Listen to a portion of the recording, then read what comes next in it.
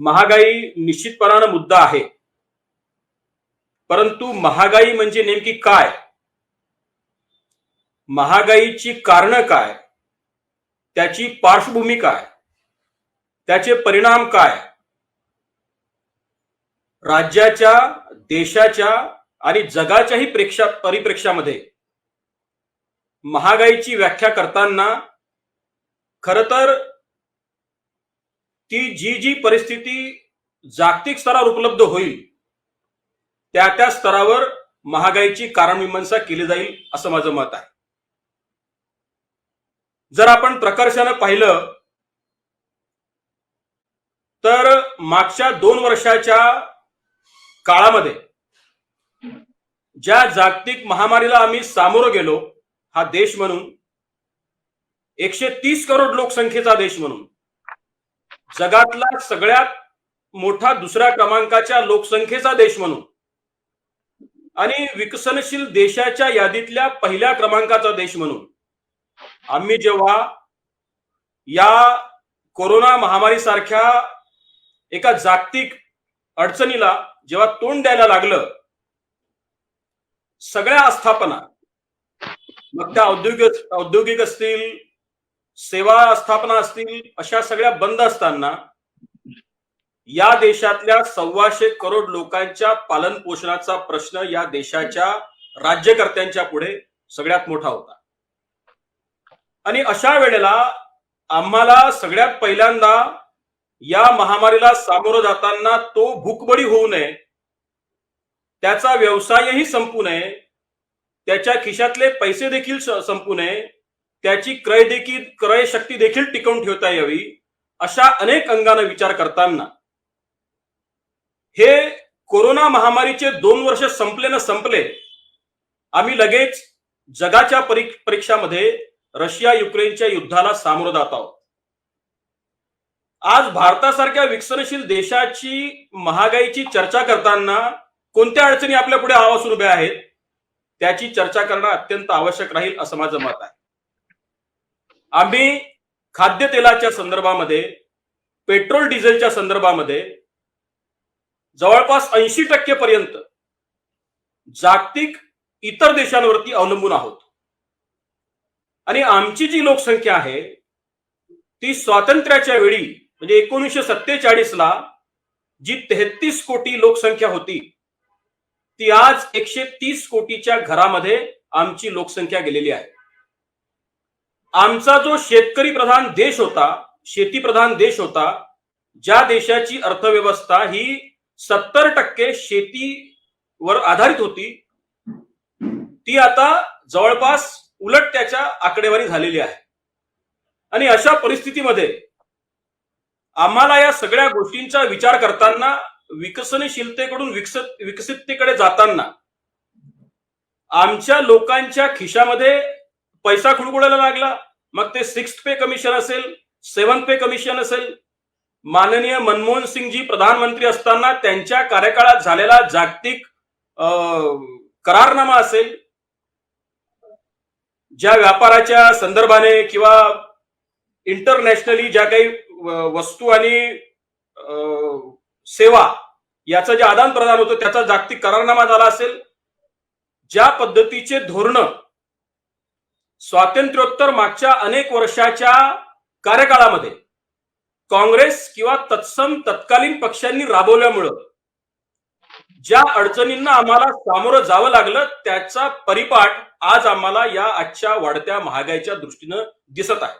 मी असं म्हणलेलं आहे की स्वातंत्र्योत्तर तत्कालीन सरकारांनी जी काही धोरणं राबवलेली आहेत, मग त्यात काँग्रेस सर्वाधिक काळ सत्तेवर राहिलं, अनेक पक्ष सत्तेवर राहिले, परंतु माननीय मनमोहन सिंगजीच्या कार्यकाळामध्ये जो जागतिक करारनामा झाला त्याचे देखील इफेक्ट्स आजच्या महागाईवर आहेत.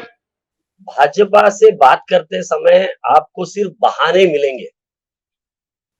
जो भाजपा के प्रवक्ता ने अभी 5 से 7 मिनट में जो भी कुछ बताया, वो एक तरीके से एक्सक्यूजेस थे, बहाने थे, बाकी कुछ भी नहीं था. वो ये एक्सप्लेन नहीं कर पा रहे हैं कि 2014 में जब वो सत्ता में आए, मोदी जी ये बोल के कि अच्छे दिन आने वाले हैं, उस समय जो क्रूड ऑयल के दाम थे वो $109 प्रति बैरल था।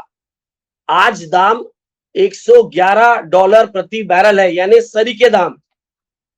और उस समय पेट्रोल की कीमत 76 रुपीस थी और आज 121 रुपए। तो ये जो दाम डबल हो गए, ये किस वजह से हुए? डीजल 55 रुपए लीटर प्रति लीटर था, आज 105 रुपए प्रति लीटर, 104 रुपए प्रति लीटर है। वो क्यों हुआ? जब गैस 350 रुपए का आता था, आज गैस 3 गुना हो गया है। 1055 रुपए की रसीद आज आई है मेरे यहाँ पे। वो क्यों हुआ? जबकि क्रूड ऑयल इंटरनेशनल प्राइजेस की बात करते हैं। मैं असली कारण बताता हूं। उस समय पेट्रोलियम प्रोडक्ट्स के ऊपर जो हमारा यूपीए गवर्नमेंट था, run by the best economist doctor Manmohan Singh, वो हार्डली 50,000 करोड़ रुपए पूरे साल में पेट्रोलियम प्रोडक्ट्स के ऊपर टैक्स वसूल करता था। आज मोदी जी की सरकार जो बोलते हैं कि हम गरीबों की सरकार है और गरीबी हटाने वाले थे, ये इन्होंने गरीबों को ही हटा दिया। आज वो करीबन 4 लाख करोड़ रुपए प्रति साल पेट्रोलियम प्रोडक्ट्स के ऊपर सेंट्रल एक्साइज वसूल कर रहे हैं। तो अगर आप पिछले 8 सालों में करीबन 30 लाख करोड़ रुपए पेट्रोलियम प्राइजेस के ऊपर टैक्स वसूल कर चुके हो, पेट्रोलियम प्रोडक्ट्स पे टैक्स वसूल कर चुके हो, गैस, डीजल और पेट्रोल पे, तो वो पैसा कहां गया? और ये राग हालाते हैं कि हम डेवलपमेंट कर रहे हैं, पर डेवलपमेंट किस चीज का कर रहे हैं? आपने डेवलपमेंट किया देश के ऊपर कर्जे का। 8 साल पहले 80 लाख करोड़ रुपए का जो हमारे देश के ऊपर कर्जा था, अब वो कर्जा जाके करीबन 160 लाख करोड़ हो गया। तो आपने 8 साल में डबल कर दिया कर्जा करीबन डबल कर दिया। आज हर चीज की कीमत बढ़ गई। खाद जो इस्तेमाल किया जाता है खेती के लिए, आटा, तेल, दाल, रसोई गैस, इवन मेडिसिन की कीमत डबल हो गई है। रेल का किराया आप देख लीजिए, फ्रेट का किराया देख लीजिए, रेल ट्रांसपोर्ट का। हर चीज में ये पैसा लूटते जा रहे हैं जनता से, और जनता को दे क्या रहे? जनता को भूखमरी दे रहे। इन्होंने जो ये कोविड काल के बारे में अभी बताया मेरे साथी ने भाजपा के, कि हमने 20 लाख करोड़ का एक पैकेज डिक्लेयर किया था, फर्जी पैकेज। एक व्यक्ति को के जेब में पैसा नहीं डाला गया। आप बताइए किसी के जेब में पैसा आया क्या? ये क्या दिया?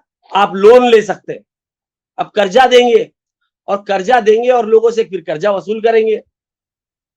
इस तरीके की फर्जी पैकेज निकले। कोविड के नाम से इन्होंने प्रधानमंत्री जो राहत पैकेज का ये जो पीएम केयर्स फंड के नाम से लोगों को बोला कि आप पैसा डालिए। लोगों ने पैसा डाला, और जिन्होंने पैसा डाला उन्हीं के यहाँ पे मृत्यु हुई है। अब एक ही काम किया गया इस गवर्नमेंट के माध्यम से। गवर्नमेंट ने एक ही काम किया, जो आंकड़े होते हैं उसके साथ में हेराफेरी करने। आंकड़ों की हेराफेरी आज WHO ने पकड़ी है हमारी। जो गवर्नमेंट क्लेम करती थी कि हमारे यहाँ पे 4.5 लाख 5 लाख लोगों की मृत्यु हुई, उनका कहना पड़ा कि 45 लाख लोग अधिक मरे हैं, 44 लाख लोग अधिक मरे हैं। यानी ये आंकड़ा करीबन जाता है 50 लाख लोगों का। 50 लाख लोगों को मारने के बाद में, और ये गलतियों की वजह से मारा है। मैं तो इसको मर्डर बोलता हूं। क्यों बोलता हूं मर्डर? आप जब हमारे देश में महामारी आने की थी, तब आप सोए रह गए। आपने इंटरनेशनल जो फ्लाइट्स थी उसको अगर बंद कर देते समय पे, तो इतना ये तकलीफ नहीं होती। अगर उल्टा उसके विपरीत यहां आके नमस्ते ट्रम्प किया, विदेश से लोगों को भारत में लाया गया।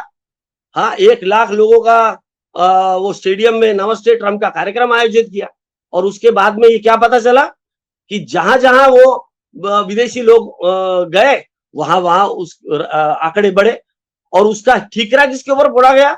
मरकज। वहां हिंदू मुस्लिम लाने की कोशिश की गई, जो कि बाद में कोर्ट में साबित हुआ कि गलत है। इतना उन्होंने मुस्लिमों के खिलाफ जो नफरत फैलाने का काम उस समय किया, और लोगों के कम्युनल हार्मनी खराब करने का देश में काम किया। और आज भी ये जो बड़े मुद्दे हैं, महंगाई ये बहुत बड़ा मुद्दा है, हमारे देश में गरीबी है, गरीब गरीब गरीब और गरीब होते जा रहा है, और इनके जो खास लोग हैं, हमारे मोदी जी के मित्र अडानी, वो देश में सबसे करोड़पति आदमी बन गया। कैसा बना? ऍडव्होकेट धर्मपाल मेश्रामजी, आपल्याला एक प्रश्न आहे. आपल्यावर खूप सारे आरोप लागलेले आहे. एकंदरीत देश महागाईवर चाललेला आहे आणि दुसरीकडे जे आहे आपण धार्मिक मुद्द्यावर वळण करत आहात. आपल्यावर हाही आरोप लावण्यात आलेला आहे की आपल्याला जो मुद्दा आहे ते मुद्दे भडकवून दुसरा विषय घेता. काय नेमकं सांगणार सध्या? कारण की महागाई जर ठपका बसत असेल तर तो केंद्र सरकारवर बसला आहे, आणि महागाई केंद्र सरकारने जेव्हा सत्तेत यायची होती तेव्हा त्यांनी स्पष्ट सांगितलं होतं की आम्ही महागाई कमी करण्यात येणार आहोत. त्याआधी 2013च्या जर आपण काळात गेलो तर 60 पैसे जर पेट्रोल वाढले तर देशाच्या पंतप्रधानांना जे आहे ते चुडी वाटत होते भाजपाचे नेते. आज भाजपचे नेते महागाई एवढी वाढली आहे तर रस्त्यावर येत नाही. आपल्याच प्रधानमंत्रीच्या अगेन्स्ट मध्ये एक शब्द बोलत नाही की महागाई वाढत आहे, तुम्ही त्याच्यावर काहीतरी करा, असं का? आणि दुसरा प्रश्न हा की राजनीती जे राजकारण आपण करत आहात ते राजकारण आता फक्त नेत्यांसाठी आहेत का? राजकारण करताना आपण नेत्याला समोर ठेवतो का की जर आपण यांच्या विरोधात बोललो तर कदाचित होऊ शकते की आम्ही पक्षाच्या बाहेर चाललं जाऊ? आणि या आधीचा जो होता एक काळ जेव्हा तुम्ही विरोधात होते तेव्हा खूप आंदोलन करत होते. आज महागाई वाढली आहे, जनतेला तो त्रास आजही आहे, मग आज त्यांच्यासाठी आपण का बरं रस्त्यावर येत नाही? पक्षात असून सुद्धा मग राजनीती नेत्यांसाठी आहे की जनतेसाठी? हा एक प्रश्न. तुमच्या दुसऱ्या प्रश्नाचं उत्तर मी पहिल्यांदा देतो. ते असं आहे की मी पक्षाचा, भारतीय जनता पक्षाचा महाराष्ट्राचा अधिकृत प्रवक्ता आहे. मी कोणत्याही टीव्हीवर चर्चेसाठी जाऊ शकतो. महागाई सारख्या विषयावर तुमच्या निवड सूचनेवरून एका फोन कॉलवरून मी या चर्चेत सहभागी होतोय. त्यामुळे लक्षात ठेवा की मी कोणाला घाबरण्याचा प्रश्न येत नाही, परंतु सत्य हे लोकांच्या पुढे आलं पाहिजे, ते आवश्यक आहे. आणि मला असं वाटतं नाही, आपण आपल्या मनावर घेऊ नका सर. आपल्याला इंडिव्हिज्युअल आपल्याला नाही म्हणतोय आम्ही भाजपा बद्दल बोलतोय. निश्चित राहा, त्या नेत्यांचा मी निश्चितपणाने इथे प्रतिनिधी आहे. त्यामुळे तुम्ही कोणत्याही नेत्याला म्हणलं काय किंवा मला म्हणलं काय, ते भाजपच्या सर्वसामान्य कार्यकर्त्यांना त्याची बाजू मांडणं अपेक्षित आहे, आवश्यक आहे असं मी समजतो. मी त्यांचं या ठिकाणी प्रतिनिधित्व करतो, त्यामुळे त्याची चिंता मी करत नाही. दुसरा मुद्दा असा आहे की महागाई हा अत्यंत गंभीर विषय आहे आणि त्याच्यावर गांभीर्यपूर्वक चर्चा होणं आवश्यक आहे. असं असताना जसं वैभवजी म्हणले, हे खरं आहे की हा विषय सर्वसामान्यांशी निगडीत आहे. मीही आपल्या चर्चेच्या पहिल्या स्लॉटमध्ये सांगितलं की हा प्रत्येकाच्या चुलीशी, प्रत्येकाच्या खर्चाशी आणि रोजच्या बजेटशी निगडीत आहे, आणि त्यामुळं तेवढ्याच गांभीर्यपूर्वक चर्चा होणे या ठिकाणी अपेक्षित आहे. मला सांगा, किंवा अक्षय समर्थजी म्हणले की बा प्रधानमंत्र्यांनी अशा पद्धतीच्या घोषणा केल्या, मनमोहन सिंगांनी तसं केलं. मी हे म्हणलं की वस्तू आणि सेवा या दोन्ही याचा जागतिक करार ज्या राष्ट्रांनी केला तेव्हा या देशाचे प्रधानमंत्री नरेंद्रजी मोदी होते, क्षमा करा, मनमोहन सिंगजी होते. त्यांनी तो जागतिक करार सही केला. आता जेव्हा जागतिक करार आपण सही करतो त्याचा दुसरा अर्थ असा आहे की जगाच्या परिप्रेक्ष्यामध्येच तुम्हाला त्या गोष्टींच्या अनुषंगाने पाहावं लागेल. आम्हाला जागतिकीकरणाच्या परिप्रेक्ष्यामध्ये हे आमचं नियंत्रण जे आहे, सरकारचं नियंत्रण किंवा एका देशाचं नियंत्रण, हे निघून जातं. आणि एक लक्षात ठेवा, या देशाचं इन्फ्रास्ट्रक्चर किती आहे? या देशाची 125 करोड 130 करोड जरी लोकसंख्या असली तरी या देशाची 70% तेलाची गरज ही दुसऱ्या देशातून भागवली जाते. 70% पेक्षा जास्त, म्हणजे जवळपास 80% जवळपास. आमची खरेदी कशाच्या भरोश्यावर होते? आमची जी काही गंगाजळी आहे, डॉलरच्या भरोश्यावर आम्हाला दुसऱ्या देशाकडून सगळी उत्पादनं घ्यावी लागतात. 2 वर्षाच्या कोरोनासारख्या महामारीच्या काळाला सामोरं जाताना जेव्हा सर्व प्रकारच्या आस्थापना म्हणजे इंडस्ट्रियल युनिट्स म्हणजे मॅन्युफॅक्चरिंग युनिट्स जे असतील ते सगळे बंद पडलेले असताना आम्ही जर निर्मितीच करू शकतो नाही कोणत्या एखाद्या गोष्टीची, तर निश्चितपणानं महागाई ही डिमांड आणि सप्लायच्या भरोश्यावर चालते. एवढं देखील साधा अभ्यास आपल्या सगळ्यांचा असावा अशी माझी किमान अपेक्षा. आणि त्यामुळं या 2 वर्षाच्या कालावधीनंतर जेव्हा सर्वसामान्य ग्राहकांच्या उड्या बाजारात पडायला लागल्या, तेव्हा आपल्याकडं उत्पादित असलेला माल उपलब्ध नव्हता, हे तुम्हाला मान्य असावं. आता रशिया युक्रेनच्या युद्धाच्या संदर्भाने जर आमची 80% पेक्षा जवळपासची तेलाची आवक ही जेव्हा इतर देशातून होते, तेव्हा निश्चितपणानं आम्हाला त्या इतर देशांवर अवलंबून राहावं लागतं. आणि त्यामुळं तशाही परिस्थितीमध्ये त्यांचंही उत्पादन क्षमता जी आहे ती या मागच्या 2 वर्षाच्या काळामध्ये अत्यंत कमी झाली.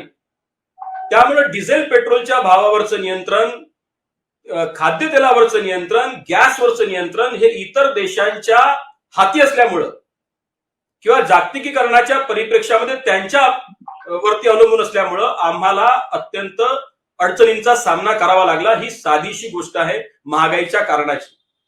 दुसरं मी तुम्हाला एक मुद्दा सर, आपण जो मुद्दा बोलले की रशिया युक्रेनचा जो आता सध्या वाद सुरू आहे, युद्ध सुरू आहे, त्यामुळे जे आहे महागाई वाढली, पेट्रोलचे दर वाढले. पण जर आपण कॅल्क्युलेशन केलं किंवा मग आपण थोडं मागे गेलं तर 2012ची गोष्ट, 125 रुपये प्रति बॅरल पेट्रोल जे क्रूड ऑइल होतं आणि त्यावेळेस भारतात जे पेट्रोलचे दर जे होते 66 रुपये होते. आजचा आकडा जर मी सांगितला तर 111 रुपये प्रति बॅरल तेल आहे आणि आजचा आकडा 120 रुपये आहे. तर इतकी मोठी तफावत म्हणजे एकंदरीत दुय्यमची तफावत दाखवतात. त्यातलं कारण समजून घ्या. त्यातलं कारण असं आहे की आज आपले डिमांड जास्त आहे आणि त्याही तुलनेमध्ये त्या सप्लाय करणाऱ्या देशांचं उत्पादन कमी आहे. पहिला मुद्दा.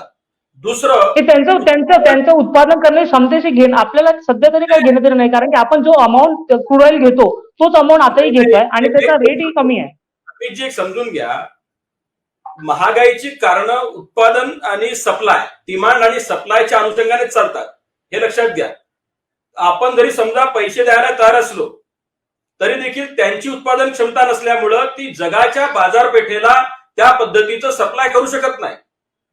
आता युक्रेन आणि रशियामध्ये, रशिया आणि युक्रेनचं काय युद्ध होत आहे? कारण युक्रेनमध्ये सगळ्या तेलाच्या कंपन्या आहेत, त्याच्यावर रशियाला प्रभुत्व निर्माण करायचं आहे.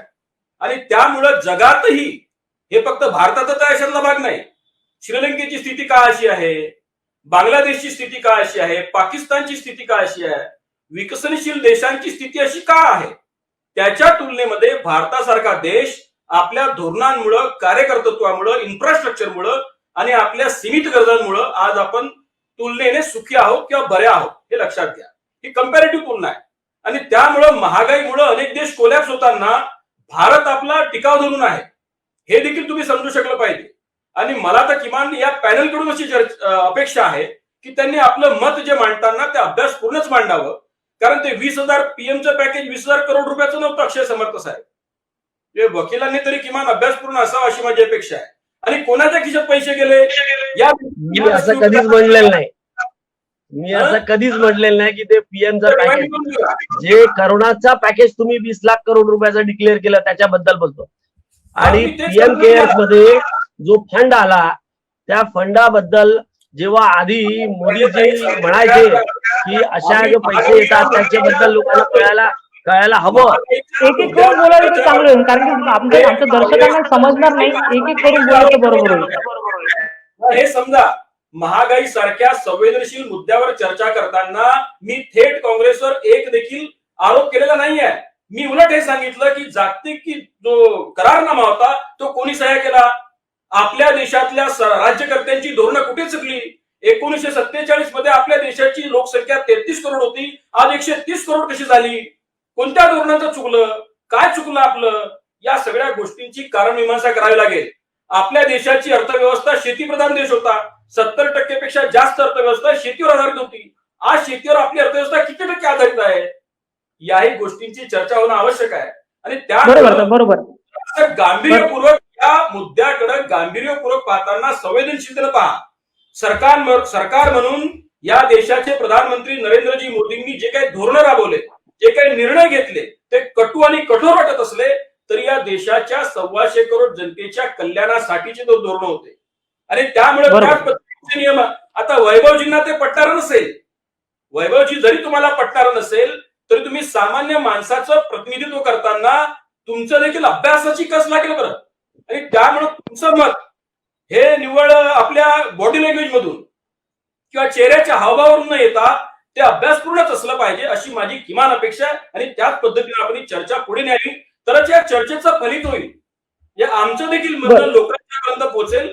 आणि कदाचित या राज्याच्या आता तुम्ही अक्षय समर्थजींचा विषय असेल तर तुम्ही जर काँग्रेसचं प्रतिनिधित्व करता तर मला सांगा, सरकार म्हणून या महाराष्ट्रामध्ये तुम्ही कोणते तारे लावले, कोणते दिवे लावले? बरं सर, मी असं उदाहरण सांगा. समर्थ सरांकडून आपण उत्तर घेऊ सर.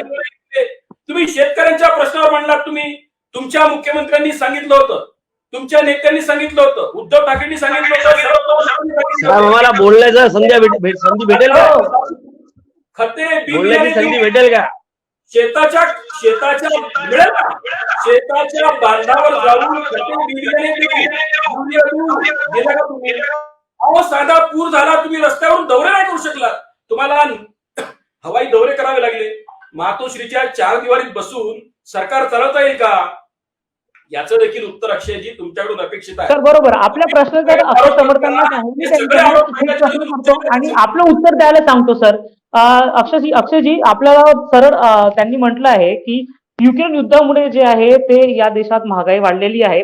दुसरं की जे धोरण काँग्रेसनी या आधी वापरलं होतं त्याचं एक फलित जे आहे आज महागाई झाली आहे.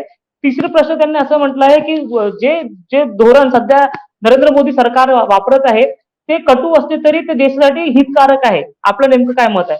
ज्या जागतिक कराराबद्दल हे व्यक्ती आता म्हणून राहिले आहे तो कोणता करार आहे मला आजपर्यंत कळलाच नाही. हा जागतिक करार 4 वेळा म्हटलंय यांनी. हे प्रत्येकाने सन्मान असलं पाहिजे सर, प्रत्येकाने सन्मान असलं पाहिजे. ते प्रवक्ते आहेत भाजपाचे. जागतिक करार जे म्हणतात आता यांचं म्हणणं आहे की जागतिक करार आहे. मेश्राम साहेब, कोणता जागतिक करार आहे? कुठल्या जागतिक कराराबद्दल हे म्हणत आहे की ज्याच्यामुळे आपल्याला जो क्रूड ऑइल प्राइस जो होता जे $125 प्रति बॅरल वरती जाऊन आम्ही 60, 65, 68 रुपयामध्ये पेट्रोल देत होतो. आज $111, आज $111 प्रति बॅरल क्रूड ऑइल आहे. काय आज $111 प्रति बॅरल क्रूड ऑइल असल्यानंतर ही किंमत आता $125 मोजावी लागत आहे आपल्याला. हा कोणता जागतिक करार आहे ज्याच्यामध्ये तुमचे हात बांधलेले आहे आणि आम्हाला म्हणतात की अभ्यास करू द्या आम्हाला? मी म्हणतो ना की तुम्ही सांगा ना कोणता जागतिक करार आहे. असा कोणता जागतिक करार केला ज्याच्यामुळे तुम्ही जे आधी डिझेल वरती जे युपीए गव्हर्नमेंट ₹3.46 टॅक्स वसूल करत होते, आता तुम्ही ₹31.80 वसूल करता. आणि जेव्हा प्रेशर आला तेव्हा ₹10 कमी केले तुम्ही. आता ₹21.80 टॅक्स वसूल करून राहिले. म्हणजे सर हा प्रश्न आपल्यावर उपस्थित होईल. सर आपण काँग्रेसमध्ये आहात. एक प्रश्न अक्षयजी, माझा प्रश्न आपल्याला एक मिनिट. आपण जे म्हटलं की एक्साईज ड्युटी जी आहे केंद्र सरकार लावतात, तर वॅट सुद्धा ₹31 जे आहे आपली सरकार लावतात. मी त्याच्यावरती येतो. वॅट वसूल करण्याचा महाराष्ट्र सरकारच्या बद्दल यांनी आता प्रश्न उचलला. महाराष्ट्र सरकारचे 29,000 करोड रुपये जीएसटीचा पेमेंट आतापर्यंत थांबवून ठेवलेला आहे. कोणत्या हक्काने थांबवून ठेवलेला आहे तुम्ही? कोणत्या हक्काने थांबवून ठेवलेला आहे तुम्ही? मला आता मध्ये बोलू नका. कोणत्या हक्काने तुम्ही महाराष्ट्र सरकारचे 29,000 करोड रुपये थांबवून ठेवलेले आहे? महाराष्ट्र किती पैसा देतो हे माहिती आहे का तुम्हाला? तुम्हाला माहिती आहे का? महाराष्ट्र केंद्राला तुम्हाला माहिती आहे का?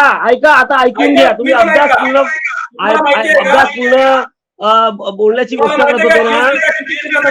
का? जीएसटीचा पूर्ण देशातला जो कलेक्शन आहे, पूर्ण देशातली जी कलेक्शन आहे त्याचा 15% महाराष्ट्र देतो. महाराष्ट्राच्या भरोश्यावरती तुम्ही इतर राज्य चालवता, हे लक्षात ठेवा. लक्षात घ्या. महाराष्ट्राच्या भरोश्यावरती तुम्ही इतर राज्य चालवता, हे लक्षात ठेवा. आणि आमच्याकडून टॅक्स घेऊन आम्हाला काय देता महाराष्ट्राला? तुम्ही महाराष्ट्रद्रोही आम्हाला सांगून राहिले की महाराष्ट्राबद्दल 29,000 करोड रुपयाचा जीएसटीचा आमचा पैसा रोखून ठेवण्यात आलेला आहे. मग कुठून चालवणार आम्ही राज्य? आम्ही जो टॅक्स वसूल केला जातो, इन्कम टॅक्स, पूर्ण देशात 11.13 लाख करोड रुपये वसूल केला जातो. त्याच्यातलाच 4.25 लाख करोड रुपये महाराष्ट्र देतो. हे तुम्हाला माहिती आहे का? पूर्ण देशात 11.13 लाख करोड रुपये टॅक्स वसूल केला जातो. त्याच्यातला 4.25 लाख करोड रुपये महाराष्ट्र देतो. आणि तुम्ही परत काय देता आम्हाला? 15% आमच्याकडून घेता आणि त्या पूर्ण कलेक्शनचा 6% आम्हाला परत देता आणि त्याच्यातही पैसे थांबवून ठेवता. आणि जो यूपी, जो उत्तर प्रदेश, आम्ही 4.25 लाख करोड रुपये इन्कम टॅक्सचे देतो. जो उत्तर प्रदेश 27,000 करोड रुपये देतो, त्यांना तुम्ही किती देता? परत देता ना? 17% देता. आम्हाला 6% देता. काय? जो बिहार 6,000 करोड रुपये देतो, त्यांना 8% देता. आम्हाला 6% देता. तर बोलण्याची गोष्ट म्हणजे, जेव्हा आम्हाला तुम्ही पैसाच देणार नाही, जो पैसा आमच्याकडून वसूल केलेला आहे, तर आम्ही सरकार कशी चालवणार? जे माझं म्हणणं काय आहे की तुम्ही जो टॅक्स वाढवला, जो सेंट्रल एक्साइज टॅक्स वाढवला, कशावरती वाढवला? डिझेलवरती 3 रुपये 46 पैसे होते, तुम्ही त्याला 21 रुपये 80 पैसे केला. पेट्रोलवरती टॅक्स होता 9 रुपये 20 पैसे, तुम्ही त्याला 27 रुपये 90 पैसे केला. तो टॅक्स कधी कमी करणार? जो आम्ही युपीएच्या काळात काँग्रेस गव्हर्नमेंटनी जे फक्त 50,000 करोड रुपये पेट्रोलियम प्रोडक्ट्स वरती आम्ही वसूल करायचो, तरी सक्षमपणे आम्ही देश चालवायचो, असे लोकांना त्रास नाही द्यायचो. आता 8 वर्षामध्ये तुम्ही जे महागाई आहे ते डबल करून टाकली आहे, पण लोकांची पगार वाढले का? लोकांचे पगार वाढले का? याच्यावरती केव्हा लक्ष देणार? लोकांची इन्कम वाढले का? तुमचे जे मिनिस्टर आहेत ट्रान्सपोर्ट वाले, त्यांनी छोट्या छोट्या गोष्टीमध्ये आरटीओचे चार्जेस किती वाढवले? आज छोटासा चालान होतो, आधी 100 रुपये लागायचे, आता 2,000 रुपये लावून राहिले. डबल केले, 10 पटीने वाढवले. प्रत्येक गोष्टीमध्ये ज्या प्रमाणात महागाई वाढली त्या प्रमाणात लोकांचे पगार वाढले नाही. लोकांचे पगार कधी वाढवणार? लोकांना नोकऱ्या कधी देणार? आज 45 वर्षांची उच्चांक गाठली आहे. कशाने? अनएम्प्लॉयमेंट. आज छोटासा बांगलादेश सारखा जो देश होता, त्यांनी आपल्याला मागे सोडलाय. लाज वाटायला पाहिजे, लाज. आणि इथे येऊन मोठ्या मोठ्या गोष्टी करता, मोठ्या बोलता की अच्छे दिन आएंगे, अच्छे दिन. हा गड्ड्यामध्ये टाकून दिला आमच्या देशाला. 80 लाख करोड रुपयाचा कर्ज 160 लाख करोड वरती घेऊन गेले. डबल केलं. 8 वर्षामध्ये देशाला पार डुबवून टाकला ना तुम्ही. वकील साहेब, देशाला पार डुबवून टाकला ना तुम्ही. अरे तुम्ही वकील कुठे नेऊन ठेवला आपला देश? आज आपण अशा आपला मुद्दा कळला आहे. आपण जे म्हटलं की महागाई वाढली, त्या हिशोबाने पगार वाढले नाहीये. मंत्र्यांनी, तुमच्या ऊर्जा मंत्र्यांनी तुमच्या ऊर्जा मंत्र्यांनी ज्या घोषणा केल्या 200 युनिट विजेच्या, 100 यांचा रिप्लाय देतो ना. यांनी जे आता म्हटलं त्याचा रिप्लाय पण ऐकून घ्या. ऐका ना, आता तुम्ही प्रश्न टाकले तर रिप्लाय ऐका. तुम्ही ज्या करारनाम्याच्या बद्दल म्हटलं त्याचा संबंध एक कवडी भरायचा संबंध जो आहे, हा महागाई सोबत नाही. तुम्ही जे करारनामे राष्ट्रीय करारनामे आंतरराष्ट्रीय करारनामे हजारोनी झाले पण त्याचा काही संबंध या महागाई सोबत आहे का? एक कवडी भऱ्याचा संबंध तरी आहे का? आपण जे बोलता ते खोटं बोलता. आपण जे आपली जी बीपीसीएल आणि ज्या पेट्रोल बनवण्याच्या ज्या आपल्या जवळ PSUs आहेत त्यांना ते जे रिसर्च करत होते त्यांचा तुम्ही फंड कमी केला. याच्याबद्दल इंटरनेटवरती आणि पूर्ण फॅक्ट्स अवेलेबल आहेत. तुम्ही खोटं बोलत आहात. कारण तुम्ही हे म्हणतात की बाहेरून आम्ही तेल घेतो. बाहेरून जरी तेल घेता पण तुम्ही ज्या किमतीमध्ये तेल घेता त्याच्यावरती टॅक्स किती लावता? आणि आपण आता एक अजून खोटं बोलले की जो पैसा केंद्राने जीएसटीचा पैसा द्यायचा होता तो आजही 29,000 करोड रुपये बॅलन्स आहे आणि तो आजही तो पैसा आतापर्यंत दिलेला नाही. आणि दुसरी गोष्ट म्हणजे तुम्ही जे म्हणता आहे तर तेच गोष्ट मी म्हणतो आहे. तुम्ही म्हणता 40% परत करतो केंद्र. 40% जरी परत करतो पण त्याच्यामध्ये महाराष्ट्राचा वाटा किती आहे? महाराष्ट्र 15% पूर्ण देशातला जो रक्कम आहे त्याच्यातला 15% जीएसटी रक्कम महाराष्ट्राकडून जाते आणि परत किती येतो आम्हाला येतो फक्त 6%. मग आमच्याकडून घेतल्या जातं आणि जे आम्हाला दिल्या जातं त्याच्यामध्ये किती तफावत आहे? महाराष्ट्र राज्य जो इतका विकसनशील राज्य आहे तो कसा चालवायचा जर आम्ही टॅक्स देणार नाही? टॅक्स जो टॅक्स तुम्ही वाढवला त्याच्याबद्दल बोला ना.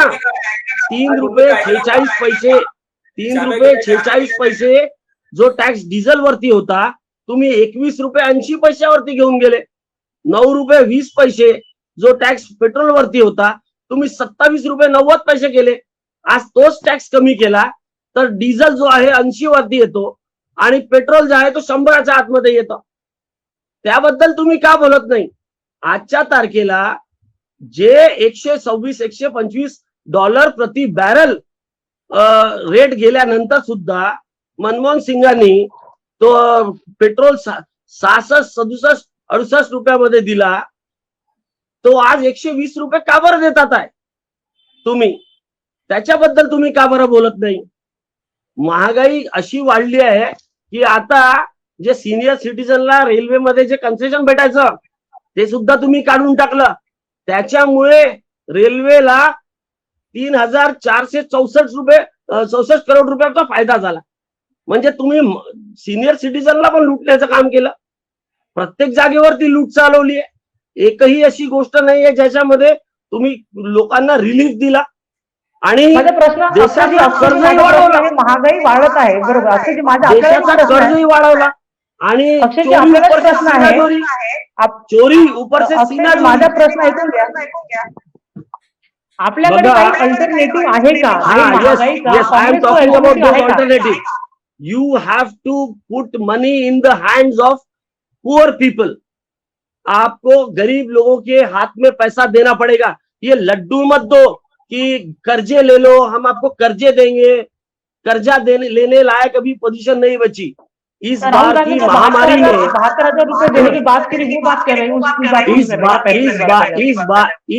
इस महामारी में लोगों ने अपना सोना जो अपना पीपीएफ में जो पैसा था सबसे ज्यादा विड्रॉल हुआ है. क्यों हुआ है? इस देश में ये महामारी के दौरान 2 सालों में सबसे ज्यादा जो कर्जा लिया गया, सबसे ज्यादा जो पैसे का विड्रॉल हुआ कहां से? ये जीपीएफ पीपीएफ यहां से पैसे का विड्रॉल हुआ. रिकॉर्ड पे है कि सबसे ज्यादा पैसा निकाला गया.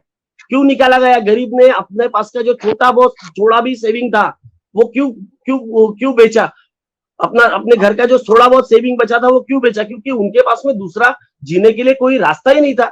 जो हम बताते हैं कि दूसरे देशों ने ये किया, दूसरे देशों ने वहां के गरीब लोगों के हाथ में पैसा रखा. वो पैसा जब गरीब आदमी के हाथ में पैसा आता है और वो पैसा जब छोटे दुकानदारों तक जाता है सामान लेने के वजह से, वही पैसा रोलिंग में आएगा. आपको पैसा देना पड़ेगा। आपको हो सकता है कि मोदी सरकार जो है अभी पेट्रोल के ऊपर पैसा कमा के बाद में लोगों के हाथ में दे दे, ऐसा हो सकता है, फ्यूचर हो सकता है, इससे वो बोल सकते कुछ न कुछ रकम देना पड़ेगा, आपको डायरेक्ट ट्रांसफर करना पड़ेगा उनके हाथ में। उसके अलावा ये जो हमारे ऊपर तकलीफ आई हुई है, वो तकलीफ ऐसे खत्म नहीं हो सकती। ये क्यूमुलेटिव इफेक्ट है, ये कब का इफेक्ट है, ये बहुत क्यूमुलेटिव इफेक्ट है। ये इसमें डिमोनेटाइजेशन का भी बहुत बड़ा हाथ है, क्योंकि ये धीरे धीरे धीरे धीरे इस परिस्थिति में आई है कि कुछ दिनों के बाद में हमारे हाल श्रीलंका के जैसे हो जाएंगे। श्रीलंका में 1200 रुपए का सिलेंडर मिल रहा था, हम भी अभी 1050 पे आ चुके हैं। आप क्या चाहते हो कि श्रीलंका बनाना चाहते हो? क्या चाहते हो आप इस देश में इतनी महंगाई बढ़ा दी कि यहाँ गरीब व्यक्ति जिंदा ही नहीं रह सकता। उसको आप रास्ते के ऊपर लाके लूटमार करने लगाओगे क्या?